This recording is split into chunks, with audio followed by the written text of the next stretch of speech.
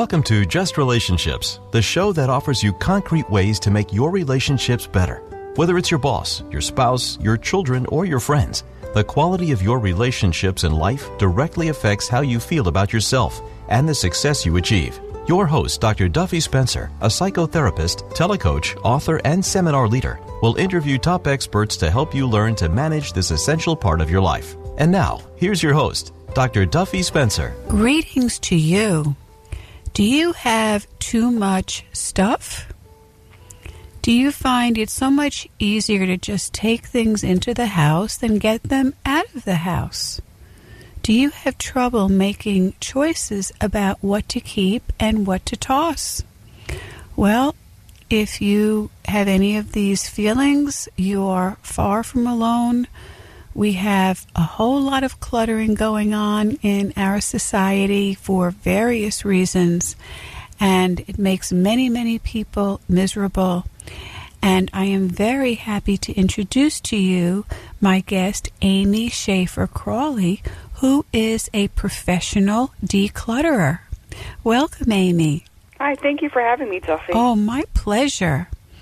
So, one of the things that's so important for professional declutterers is to not make value judgments, right? Not to show any kind of disapproval when you go into homes.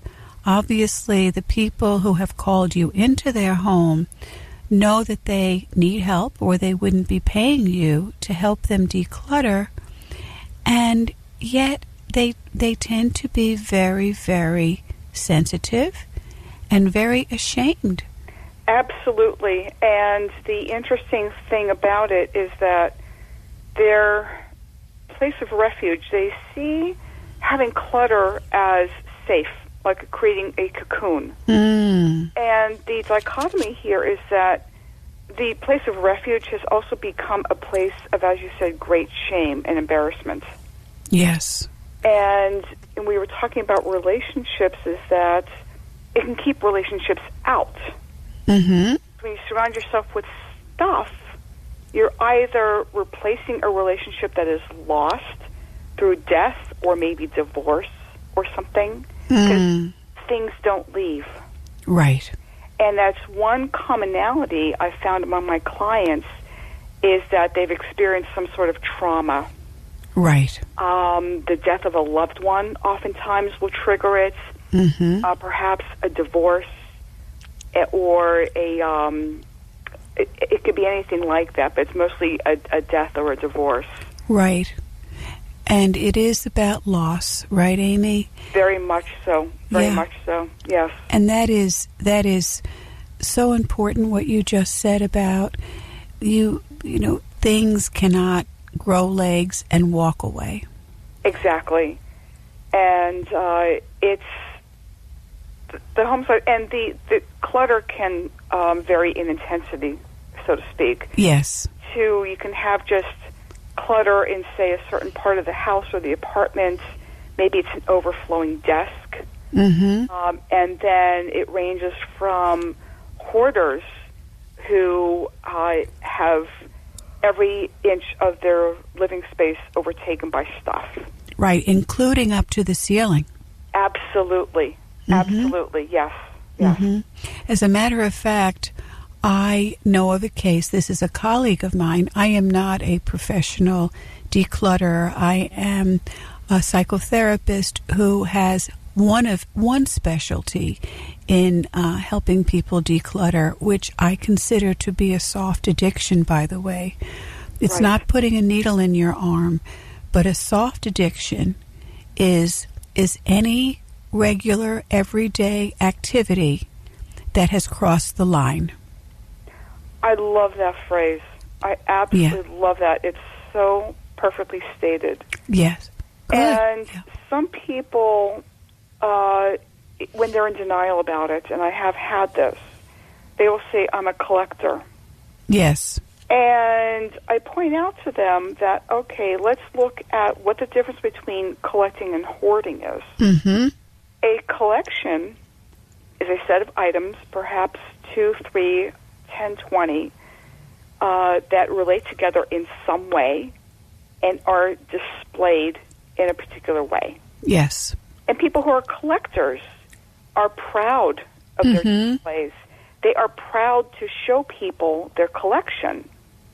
And they will go to conventions. They will go to flea markets. They will buy, sell, and trade about things with their collection. And that's different from a hoarder, whereby hoarders are often not very selective. So hoarders may have anything and everything. They may save pieces of paper with phone numbers on it. They may save newspapers. They'll get to it someday. So whereas collectors are proud to show you their collection, hoarders are embarrassed. Yes, that is an excellent distinction, Amy, because there are two aspects of clutter. One is obviously too much stuff. The other, though, is disarray. Yes. So the point you make of that there is some order, there is organization, there is display. Right. And obviously proud to show. Whereas for clutterers or hoarders to the extreme, we're looking at a clutter wall. Absolutely. And it's to me, it's all very fascinating. The psyches that go into it are just really fascinating because I'm an armchair psychologist. I like to know what makes people tick. Yes. And this is one aspect of human nature I find really, really fascinating. So when I work with a client who is a hoarder or a borderline hoarder, I don't make judgments, as you said. I ask them open-ended questions. Tell me about this. Tell me about that. And what's fascinating to me is that there's a lot of commonalities with hoarders. For example, they're all very creative. Yes. They're extremely creative. They see beauty and possibilities in many things. I had one woman who kept ribbons, like tons of ribbons, tons, because she thought they were just so beautiful. But they were over here, and then they were over there. They were everywhere. So it's one thing to have a collection in one area, but she had them like everywhere, strewn among tons of other items. Right. So they ceased being beautiful. They lost their charm. Absolutely. Absolutely. Now, other people say, well, I'm a clutterer. And that comes, let's say you have an overflowing closet and it's full of clutter. That's not a problem to get rid of. It's about things outliving their usefulness. I worked with several women who say, well, I'm a size 14 now, but I saved these size 6 pants because I know I'm going to get into them one day. And I'll say to them, look, you're beautiful the way you are, and ultimately, when you do get back to a size 6, the item will be no longer in style, and you can go buy new clothing. Yes, yes. So it's really about the approach, and also how ready the person is. There really has to be a readiness and a willingness for change, or to say, I'm just done with this. I want to just move on with life. Yes. So I just want to say that when we look at the nature of motivation, there are two components. And the first is, how important is this to me? And the second is, how capable am I to do this? And that's where I come in, is that people are often so overwhelmed with it, they don't know where to start. They so literally, right. And there are the extremes. There's the one whose closet is just overflowing. Well, start from the top and work down. Or let's start with the clothing. Let's start anywhere, yes. Right. With a hoarder, it's a little bit different. I usually let them choose where to start. I can't make any decisions for them. Right. Because as much as I see, well, we can get rid of this, we can get rid of that, to them it's extraordinarily traumatic. Right. There is extreme trauma involved in any time they want to throw out a pen. Right. Or a piece of paper with a phone number on it they might need someday. Right. Right. So, because, as you mentioned earlier, the clutterers or on the continuum hoarders, exactly, that they want to control. They want to control their environment. They want to keep it safe. Exactly. It really is a one-sided relationship. This is my domain. Mm-hmm. I decide what goes and what stays. Yes. And to have someone else come in, and it's very, very, very threatening. Absolutely. If that person takes over in the slightest way, it's very, very tricky. It's very tricky. Yes. And that's when I've learned how to just breathe. Yes. Again, just breathing and letting them call the shots. Right. I'm sure many people have seen that show, Hoarders. Mm-hmm. And clearing out everything, making it pretty, it makes great for television. It makes for great television. Mm-hmm. The audience is, ooh, ah, ooh, ah. In reality, I've read that there's an upwards of 75% recidivism rates. Oh, yes. So it's the trauma. So they're re-experiencing whatever trauma perpetuated it and started it. Exactly. It's all very, very tricky. And, again, I think it's all really fascinating at the same time. I mean, I'm not trying to make light of it or to capitalize on their fascinating personalities, but it is very fascinating to me. Right. And I also know that, from what I read, it occurs in every continent except the Antarctica. It crosses every socioeconomic strata. Mm-hmm. It doesn't matter if you're born poor or rich. It doesn't matter. So what about Antarctica?